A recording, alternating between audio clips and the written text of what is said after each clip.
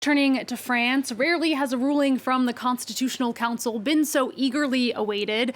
Near the end of the afternoon this Friday, its 9 members will be deciding whether to accept, modify, or reject Emmanuel Macron's unpopular retirement reform. They'll also be deciding whether to authorize a public referendum that would cap the retirement age at 62.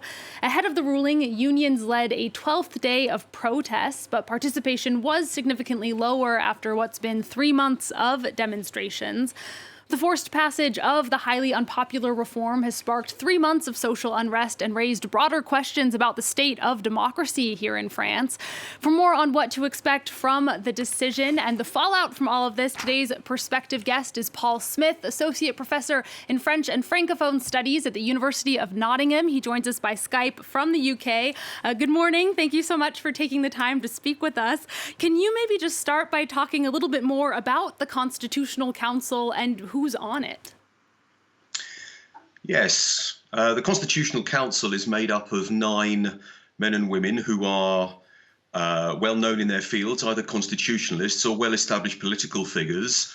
The President of the Republic appoints 3 of them, and then the speakers of the other 2 houses appoint 3 each as well. So there are 9 members. The president or the chair of the Constitutional Council is currently Laurent Fabius, a former socialist prime minister and a minister under François Hollande. And he will have the casting vote if there's a split decision. And it's the ultimate deciding body within the Constitution. It judges whether something is constitutional. It can be petitioned by the government. It can be petitioned by members of parliament. And that's the process that we're going through today. And today it's delivering, as you say, its opinion on various different aspects of the reform.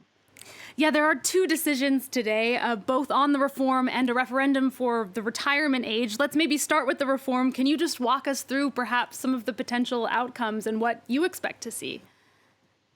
Well, what's happened is that the parliamentary parties have petitioned the Constitutional Council to ask them to look again at the law that's been passed. They've asked them to look at the Constitutional Council about whether the Constitution has actually been respected, not so much in its letter, but in its spirit.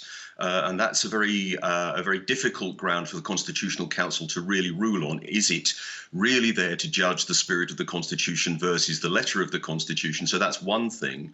But another aspect is that the opponents of the reform have argued is that actually the reform in itself was sneaking certain details in through the back door, as it were, that it's not really a finance bill because the process of using 49.3 is limited to certain legislation, that certain aspects of the reform shouldn't have been covered by 49.3, and that secondly, the reform itself introduces inequalities that are contrary to the Bill of Human Rights that's part of the Constitution, and the Constitutional Council has a duty to oversee that.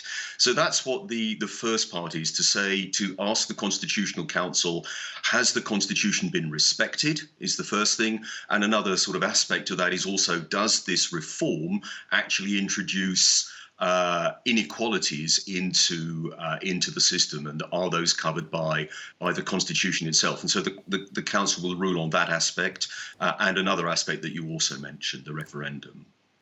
And on that referendum decision that would cap the retirement age, or that would have a referendum, open the door to a referendum rather, to cap the retirement age at 62, if that gets approved, what would happen next? Well, if it gets approved, then what happens is there's a month-long process where we put in place the mechanism for gathering support, because the actual petition from the left-wing opponents of Macron, the NUPs, that has to garner the support of 10% of the electorate, and that's about 47 million people. So about 4.8 million French voters would have to support that. So in the first instance, we have to put in place a mechanism for that to happen. And then it's rolled out over 9 months. We don't expect, the Constitution doesn't anticipate that people would email immediately. And of course, you'd have to check people's bona fides. You'd have to check that they really were electors. So that process would then be a 9-month process through which, of course, there would be a long debate. And then at the end of that, if the Constitutional Council says we have received 1/10. We've received a number of supporters, the 4.7, 4.8 million. Then there are two possibilities: either it goes directly to a referendum, or the bill itself that's been proposed by the left could actually become a bill debated before Parliament. It's very difficult to see at this point what the outcome of that process would be, but it would, I suppose, allow for a wider debate, and it would also allow for, if you like, the referendum would be a moment where there would be a very concentrated campaign. Is this what we really want? Can we really afford it? That would last. The referendum itself is about 4 to 6 weeks, and then there would be a vote. So all in all, how likely do you think it is that the decisions today from the Constitutional Council are actually going to end the current standoff? I think if they decide to allow the referendum to happen, this is a process that we've never seen before. It was introduced in 2008. The mechanism has only recently put in place, so it's never happened before. I think that could take some of the sting out of the conflict, because that would allow there to be an orderly process of debate and argument and discussion over the reform.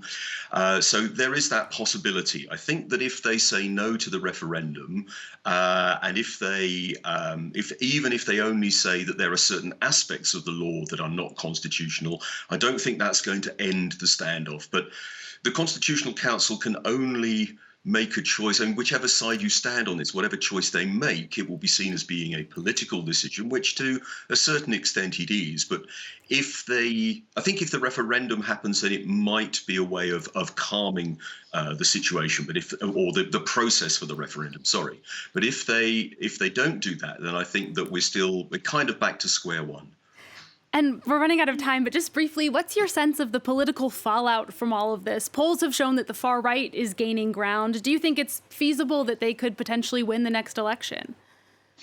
Well, it's feasible, but I mean, it's feasible on a number of different grounds. I think you're absolutely right. That's where the opinion polls are pointing. But there are no elections now until next year, and those are only European elections, which will, of course, become a national debate, a national election in and of themselves. But it's very difficult at this point in time for the far right to actually turn the opposition into Macron, into something concrete in parliamentary, or not so much parliamentary, but certainly electoral terms. So that's the problem for the far right, or indeed for the left.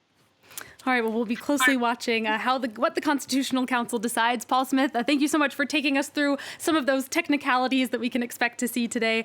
Again, that's Paul Smith, Associate Professor in French and Francophone Studies at the University of Nottingham.